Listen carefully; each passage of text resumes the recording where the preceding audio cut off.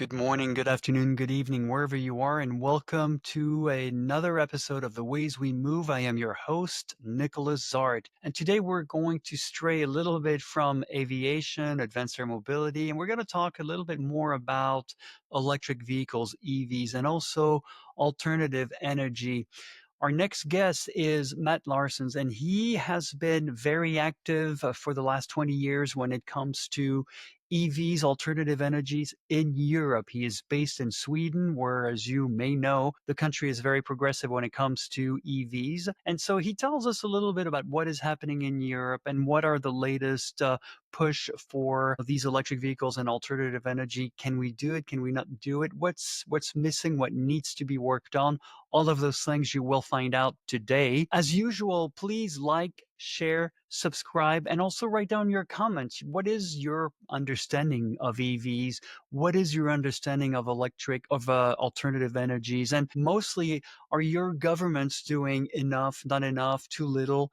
We'd like to hear your thoughts on everything, and an open call to those of you out there, because we want to talk also about electric maritime and railroads. If you are in those industries and you are working on electric boats or in the railroad industry, we want to hear about your innovations out there. So feel free to reach out. But in the meantime, let's have Mats introduce himself and talk about a little bit about what's happening in Europe. Well, Mats, tell us a little bit about you. Where do you hail from? Tell us about your background.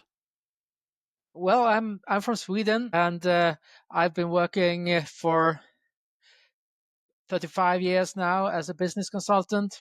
We're developing business strategies and been working as a project manager as well. And I've spent the past 20 years exploring the amount of resources that will be needed in order to change transportation systems to electric vehicles, and also to I've been exploring the amount of resources needed to change society to a sustainable society, circular business, and so on. Yeah, and you guys up there in the Scandinavian part of the European world there, you guys have done really well when it comes to electric mobility, not just advanced air mobility, but also EVs, electric vehicles, and also electric maritime. You have had hybrid ferries and even electric ferries going on for a while. So you've tackled all three of them at the same time. Yes, well, not to the same extent, I believe. We are the leading country within the EU in terms of the penetration of electric cars. We have Yes. 14%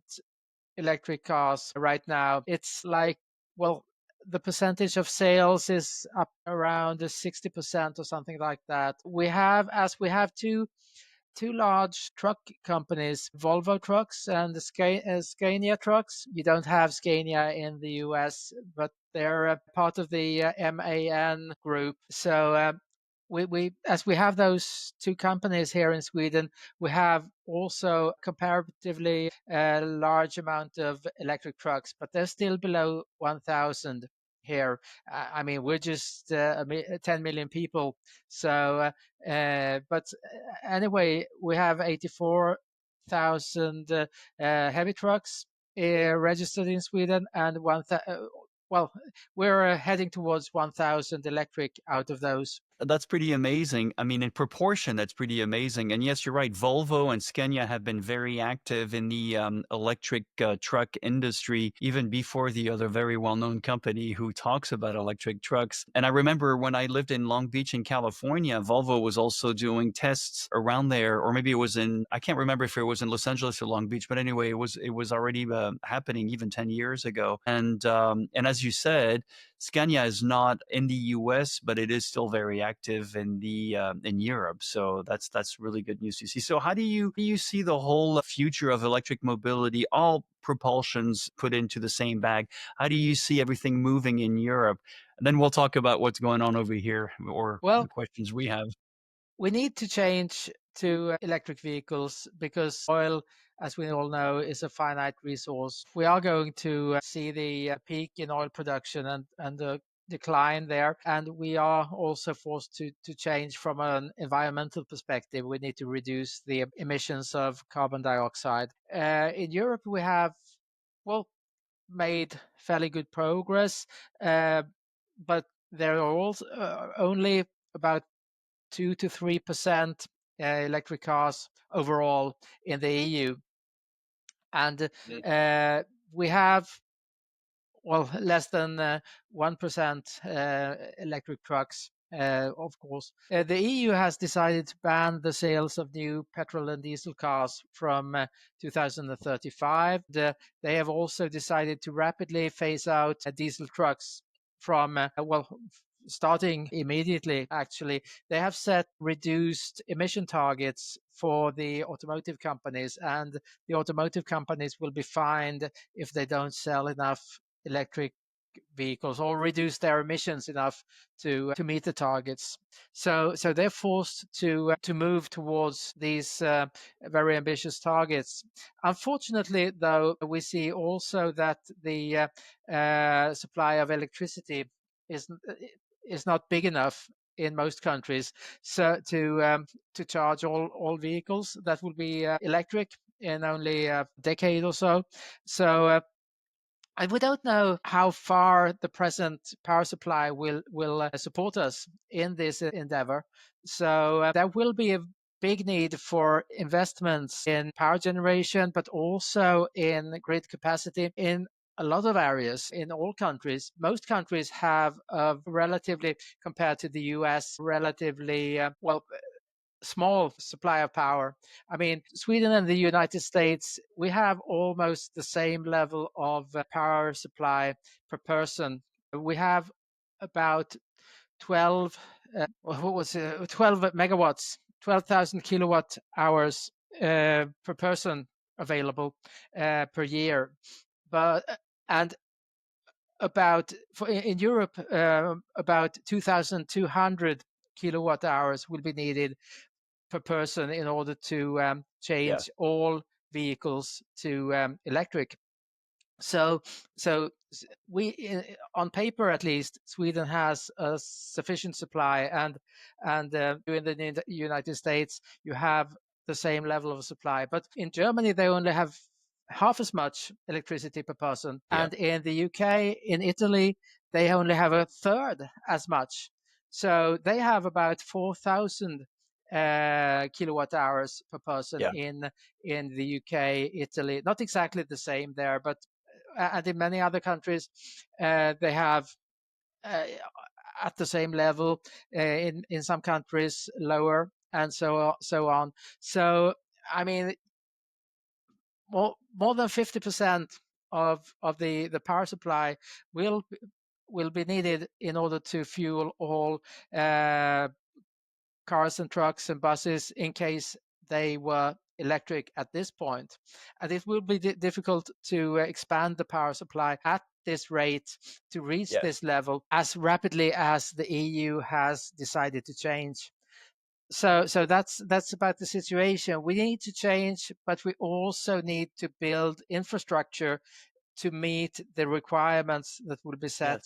And governments haven't started to plan that process yet. Yeah, and it's something we have the same problem on this side over here. And then before we move into the energy equation, just one thing I wanted to also highlight is, yeah, you're right. There's not a lot of electric, excuse me, electric truck penetration or adoption into the market, but it's still kind of fairly new. And yes, I know trucks have been around for a long time, electric trucks too, but it's something that is a step above an EV. So there's a lot more involved in that. So I think we can expect definitely a slower adoption curve, not as much as EVs.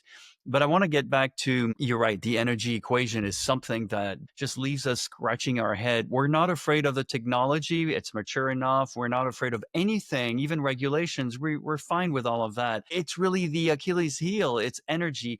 And will we be able to have not only enough energy, but the transmission, right? So if you think about it, the last time there was a transmission innovation was 100 years ago, so especially here in the US, right? When it comes to cable, high voltage cable, there was a Californian company that came out with a cable that's 50% lighter and has a lot more capability to transport electricity without too much degradation. So You're right, and on top of it, since the '80s, we've seen this sort of insanity of, cutting costs and raising profits at any cost and cutting corners, which in California here in the US have led to massive wildfires and elsewhere, I'm sure. And all of this is really catching up with us now. And to make it even worse, now these companies, for-profit companies, are going up to the government saying, "Hey, we need money."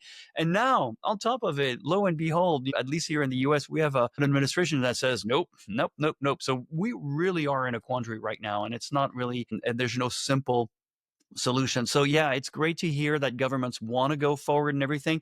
I'll give you a number that we came up with when it comes to multiports. So the use of electric airplanes, shore takeoff and electric shore takeoff and landing, and eVTOLs, drones, everything. But we're looking at anywhere from 30 to 50 megawatts at 6 o'clock in the afternoon if all of them happen to charge at the same time, which, of course, might or maybe happen, might not happen. But think about it. So 30 to 50 megawatts. So I talk to these utilities very Which often. in which geography is that, in the city or? I'm assuming that this is going to be global because the requirements are more or less going to be the same. So think about it, like an electric aircraft is anywhere from 3 to 4,000 amps, right? eVTOLs are going to be, of course, much more or less. eSTOLs are going to be sort of in between, but drones even less. But then we have all the electric tugs, and then we have the actual terminals, the everything. Let's not even talk about AI just yet, but we'll talk about AI right after that. So then you're adding all of these things on top of it. And I talk to these industries, to utilities, and without them understanding our industries at all, they say, "Oh, we'll give you all the powers in the world." And so I explain to them, well, this is how much one electric airplane will draw, Mm, and wow. this, and think of that, and think of this, and think of that, and you should see their eyes. They're like, and I'm like, yeah. Some of them will say, well, we'll put a substation in your multi-port or your vertiport or whatever. I said, well, that's not going to help because that's what, 3 years away, $5 million. Who's going to do that? So that's why we've been even looking as far as micro reactors, nuclear micro reactors, which is good, 20 to 40 years, no problem. They're very safe. We know how to handle them. But that's the only way we can think of having enough energy, including storage, including hydrogen, just to even wrap our heads around that. So I'm glad you brought that up because we always kind of think that in the US, our grid, or we have a lot of grids. We don't have a grid. We have a lot of grids. We have, I think, 1,400 different utilities in the US, right? So we know that it can't happen. I live in Savannah, Georgia. When it rains, my electricity flickers, let alone having a vertiport or a multiport, right? But these are the problems that we're talking to, in our case, Georgia Power. They're very open. They understand, but they're caught in between. And now they are building more coal utilities, natural gas, and they just finished building a huge, huge, huge nuclear center that really, I mean, that's the difference between Americans and Europeans is you guys build smaller nuclear utilities, right? And that's really smart because you can make it faster, quicker, they're more reliable. Over here, we build very big ones. And of course, the problem with very big ones that we've seen in 3 Mile Island, Fukushima, and Chernobyl is when it goes kaboom, it goes kaboom. We So have we've got a lot of problems with that, but it's interesting that you guys are also having the same problem because we have the will to go forward in terms of advanced air mobility, at least here in the US. But you guys also have that same challenge with the energy side of the equation. Yes, we do have the same size nuclear reactors here in Europe as you have in the US, I believe. Wow. We have six nuclear reactors left in Sweden, still operating. We used to have 12, but the those six generate 11 terawatt hours per year. I can't recall the exact capacity that they have, but it's like this. No, a new nuclear reactor here generates 11. The upgraded old ones generate 9. So it's on average, I believe, we're having almost the same size as you do in the Oh, that's US. interesting. But we are discussing the smaller reactors, but we don't have any yet. And the Yeah. ones that are getting built in countries like, I think there are They built one in Finland that was taken into operation a couple of years ago, and that was the same type of size. I don't we think we have started to build the smaller ones yet. Oh, it's true. I think France is the only one who has always made those small little nuclear reactors. And in fact, you mentioned Germany, which is mind numbing, but Germany said no to everything and now has to rely on coal power again and buying nuclear energy from France. On top of all the geopolitical problems that now we have, one thing that is really interesting. I love nuclear energy. I don't have a problem with it, but that's because also I've done a lot of research. And when you listen to the original designers, the designers of the cores in the 60s, they always said something that was very interesting. Small cores, we have no problem. We can handle them. Tons of nuclear submarines all over the world. They don't explode and everything is fine. Big ones, big problems. And again, 3 Mile Island, Chernobyl, Fukushima, that's different generations, but the same big problem. So I think we need to get back to that. That's why we've been very interested in small modular reactors, especially molten salt reactors, and now even better, locally micro reactors or anything like that. That would be very, very helpful. And we need to find a better business model around that. And I've invited a few people to come on the show where we can just focus on that. But yeah, it's hard to figure out. And another thing too, infrastructure is so important because I remember in the EV days, we were always talking about, yes, we're going to have electric cars. Yeah, that's fantastic. And then all of a sudden we're thinking, well, what's the infrastructure look like? But everybody kept on saying, don't worry, build the cars first. And we're like, oh, no, no, you need a plug. So now with advanced air mobility and even maritime mobility, you do need a plug. You do need a very strong infrastructure and robust infrastructure. So I hope the political will finally get into that and start doing something. And maybe, who knows, maybe they're listening. Yes, Elon Musk actually said in an interview at the conference in 2021 called CodeCon 2021, in order to fuel all cars and trucks, buses with in the US with electricity, you need to double power generation. And that's from the present level where you have at present 4,000 terawatt hours. So, Yeah. and that amounts to the generation of 360 new nuclear reactors. Well, like Yeah. Yeah. if you build ones of the old type that generate 11 terawatt hours per year. So, but if you build smaller ones, you'd need much more. So You need it's thousands. yeah, and he also said that investment will be needed in all parts of power grids. That interview is available in transcript on the internet. So Elon Musk CodeCon 2021, and you'll find the transcript. Yeah, I listen to the International Energy Group. I mean, these guys have a really good understanding on not only nuclear electricity but also petroleum and everything. You were talking about peak production. They've already said we have peaked. There's less and less demand. By the way, even China has less and less petroleum demand. So there's definitely a lot to look into that. But IEA has been very good. Give us a lot of really good numbers and again, it's always the same thing. It's utilities have not really upgraded, maintain even in some cases a lot of their transmission, and we need to really rethink all of this. And then here in the U.S. is there's a bit of slashing budgets and cutting budgets and everything. But we'd like to see money going into, all right, well, let's expand all that. We've got AI coming in, we've got data centers coming in. Here's another thing I learned about data centers I didn't know, but once a month, their backup generators, diesel generators, need to fire up.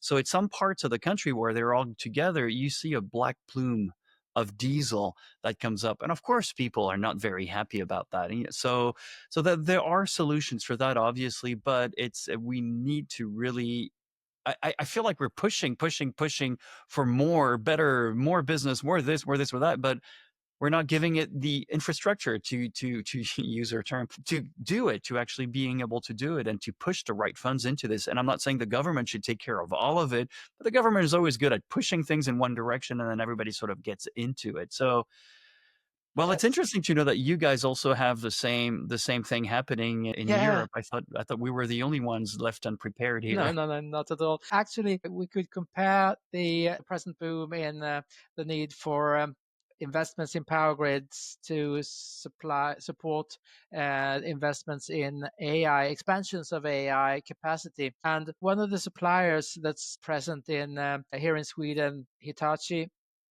they bought the ABB part, Yeah. the ABB business in power distribution, and Really? they experience a boom. They're hiring employees like mad right now in central and northern Sweden, and that boom comes from the invest as reportedly comes from investment in AI and the need to expand power grids, and that amounts to some 1% of 1% expansion in power use for AI. Yeah. But when we're talking about the need to reinforce grids and need to expand power generation for electric vehicles, we're seeing here in Europe, as I mentioned, in many countries, a need to expand by Yes. 50%. So Yes. they are experiencing just from 1% expansion of distribution capacity. They are seeing a boom at Hitachi. Of course. Yeah. Just Yeah. imagine the type of boom that they'll experience when electric vehicles starts to expand in the way the EU has planned. Yeah, and you're right, it is all about efficiency. We already have decent enough ways of creating and transporting that energy. Let's make it even more efficient. That's great. We're approaching the 25-minute mark. I just wanted to maybe talk a little bit about what drives you. Why are you doing this? Because I think for a lot of people, they might see us as, yay, this is really fun and cool and everything. Guys, it's tough. It's not easy. You're going up against well-established companies that are dragging their feet forward, well-established in their business models of making money at any cost. And we're sort of going, hey, we can be more efficient. And it kind of like lands like a fly in a soup. So what motivates you after all these years? Because this is always something that fascinates me. Yes, actually, yeah, I've experienced that sense of trying to push through really difficult terrain here for uh, 20 years since I started. And I started doing this because I read a few books about the peak in oil production, and at that time, automotive companies had not even started to look at electricity as a fuel for heavy transportation. The change to electric vehicles, electric cars had started, say, 2005, but Tesla was not um, present at that time, and there were Nissan Leafs and Chevrolet had a model, and the Yeah, average driving distance on electricity in those days was like 100 kilometers. No, sorry. Yeah, roughly. 100 kilometers Roughly about, yeah, I for a remember. Yeah. full electric uh, vehicle. When I read about peak oil, I realized in those days it was predicted to happen around 2008, 2010, because there wasn't the fracking boom had not started That's yet. right. That's right. So the peak in oil production, the global peak in oil production, was projected towards like 2010, and I realized that in order to do that in such a short space of time, there will be a need for tremendous investment in infrastructure, regardless of which type of fuel we would go for. And then I rapidly realized that electricity is the only fuel that's possible to produce in large enough quantities. So I became very interested in electric vehicles. I was in contact with Volvo here and interviewed their managers about this. And Volvo trucks, they were only looking at biofuel alternatives, and they had developed by 2009, something like that, 7 different engine models that ran on different biofuels and biofuels in combination. And they hadn't even started to look at electric trucks. So I was very early in this with this analysis of what resources will be needed in order to change to renewable fuels. And I thought people will understand this. I really believe that it wouldn't be so hard to get people to catch on and to understand that large numbers of electric vehicles will require large amounts of electricity in order to fuel them. It turned out to be much more difficult than I'd expected, Very much so. Very and much so. wrote I wrote a book published in 2009, Global Energy Transformation, published by Palgrave Macmillan. And I thought with that book in my hand, I'd be able to explain this. Not very many believed me. And mind you, when in 1998, together with a colleague, I had written a book that called The Transparent Market, where we said in the future, companies and individuals will do a lot of business on the internet. And not very many people believed us. Yes. It took then from 1998 until like something like 2003, Yep. 2004, maybe Yep. 2005, until after the internet bubble burst and Yes. the growth recovered somewhat, that most people realized that there will be something in digital business. And so I thought about the same for electric vehicles, but it turned out to take longer than I'd expected, but it was still, I mean, we're seeing now. Last week, there was an article on one of the news sites for mobility in Sweden that said that power grids will break down, European power grids will break down due to the charging of electric vehicles. And that was the industry organization for automotive companies in Sweden. Mobility Sweden was one of the organizations Interesting. quoted there. So Interesting. it has taken a while, but now others are catching up. And I was convinced that this situation would happen, that others would realize this because it's inevitable. We can't have lots of electric vehicles without having large amounts of electricity to charge them. So I've been pushing on and pressing forward to try to convince people about this. And well, an increasing share of this knowledge is now seeping out into Yes. the public consciousness, so to speak, or public understanding. And increasing numbers of people are becoming aware of the situation, but it has taken a long time. It's true, and I really I feel for you, and that's one of the reasons why I wanted to have you on the shows. You and I have very a lot of similarities. Also, 20 years in this, just the same thing. It's like, wow, look, this is pretty cool. Those little electric cars. I drove a Tesla Roadster. I was like, man, that's a lot of fun. People surely will like that. And then I just all of a sudden was up in front of people going, oh, I'm gonna miss my rumbling and everything. I was like, yeah, I have Alfa Romeos in the garage. It's not going to change. I still have my old cars, but this is more efficient. This is a lot more fun. I didn't expect that. And same thing, by the way, you mentioned in 1998, 99, I had an IT company in New York City right before the crash, right after the crash, and it was exactly the same thing. I was like, wow, I saw the first attachment. I first of all, I saw the first emails, the first attachment of emails. I saw, wow, we can start to do video conferencing now, long distance learning. And I thought, can you imagine in 20 years where we'll be? Well, today Google doesn't get along with Apple, doesn't get along with X, Microsoft doesn't get along with, my gosh, I tried. Even let's not go into that one. I use Linux at home and it works, and it works very well, and I'm very happy about that. But you're right. It's, I think, futurists like us and generators like us always sort of miss the shoot, by that much because we don't really expect people to be that reluctant. So we have to be very careful moving forward. That's one of the questions that I wanted to ask you, and sort of as a brainstorming session too. But what can we do, or what can we tell people who are interested in getting into this industry?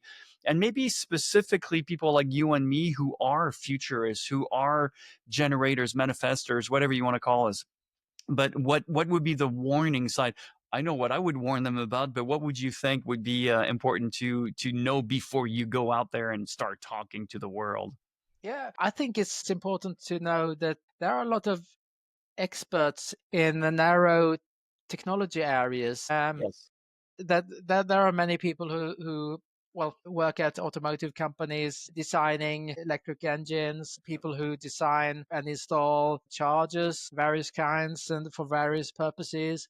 There are a lot of experts and specialists in a lot of technical areas, but there's a lack of people with this overall perspective and the strategic perspective on the change, like electrification strategists, as I like to call them, and electrification architects, people who understand how to build the systems, how to combine power generation, power distribution, chargers, charging equipment, charging solutions of different kinds, and understand how to get these systems to work Yeah. efficiently, and not only technically efficiently, but also efficiently from a cost perspective. Yeah, I think you hit the nail on the head here because I think there are a lot of experts, but they're silo experts, right? And that's great. And that's all that. And our society, education wise, that's what it pushes for, right? But there are not a lot of people with a holistic view of, well, that's great and dandy, and that you can use there, and that's what the whole ecosystem you look at. And that's people like you and me are like that. I mean, we see one thing and then we can see the whole ecosystem around it and how it's going to be used in 10, 15 years from now. So yeah, try to broaden your understanding of what's happening. Try to understand the whole ecosystem around it. Try to connect the points, I guess. That would be the one thing I would say. And then also just remember that there are a lot of people who are very insecure and grab onto, those learned behaviors that we're learned to, put a newborn baby next to a guzzling engine and it's not going to like it. The smells, the sounds, everything. Did you know that Henry Ford's wife, went to grave never driving a gasoline car because she said, why would I go in a stinking, smelling, vibrating car when I have an electric car? I wish I could have met her. Like, tell me more. So there's a lot of great tidbits. Yeah, no, there's really a big need um, to figure out well a lot of things related to the systems. In order to charge all cars, charge all trucks, we'll need not only large amounts of electricity, but also big areas for charging. I mean, along Yes. motorways in Germany, in the UK. I mean, Sweden is a small country, but you have big motorways in the US as well, in many places. And I mean, there are in the UK the busiest motorway, the M25, has like 250,000 vehicles passing through some sections in a day. And in the future, even though people charge at home, people charge at Yeah. work, and they may companies may charge trucks at depots at night, there will still be a big need for charging along the way. I mean, we may estimate that, or a professor at Lund University, right in this area where I live, southern Sweden, Mats Larsson, he has estimated that to charge all cars along German motorways, there will be a need for a football field of chargers every 60 kilometers. Uh, so, Wow. so Wow. in the future, had all cars been electric, and the same, I'm sure the the the areas needed for to charge trucks and buses will be even bigger Yes. Of if course. all cars, all trucks, all buses will be electric. So, and that's on average, but Yes, before of course. Easter, before Christmas, at different points during the summer vacations. There are much more traffic than that, and much more charging will need to be done. And in Germany, of course, a lot of traffic from Southern Europe pass through up to Northern, Yes, and from East to West and so on. So it's not only a matter in countries like Germany to charge their own vehicles. They need to have a capacity to charge also vehicles from all over Europe.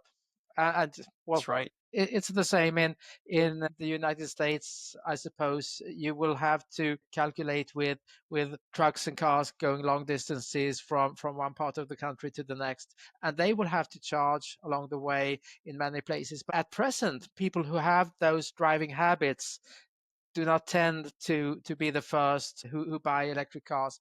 But over time, they will need to That buy will electric happen. cars, electric trucks to a larger extent, and then they will have to be charged as well. So there is a need for power. There is a need for big areas for charging. There is a need for huge amounts of competence that we don't have access to at present. Not only, as I said, the ones I said, strategists and electrification architects, but also the ones that we know of already, electricians and project managers of electricity projects. And I think there are like 20 types of job descriptions for Yes, people working in the electrical industry that will need, well, where large numbers of people will be needed in the very near future.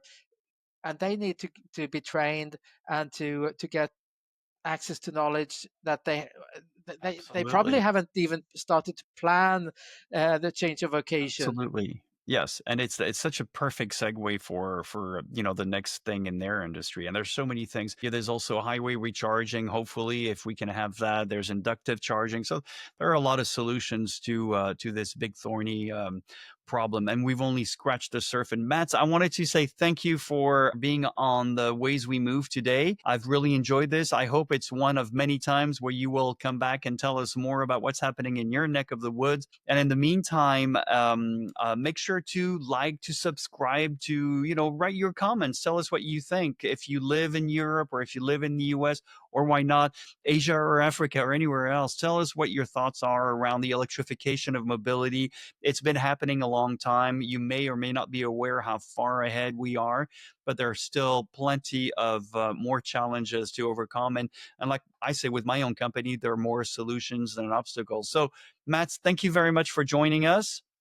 And I hope to hear from you very soon again. Thank you, Nicholas. I really enjoyed being on your show and looking forward to joining you in the future as well. Yes, me too. On my next my next journey to Europe. Yes, wonderful. Thanks. Thanks. Bye bye.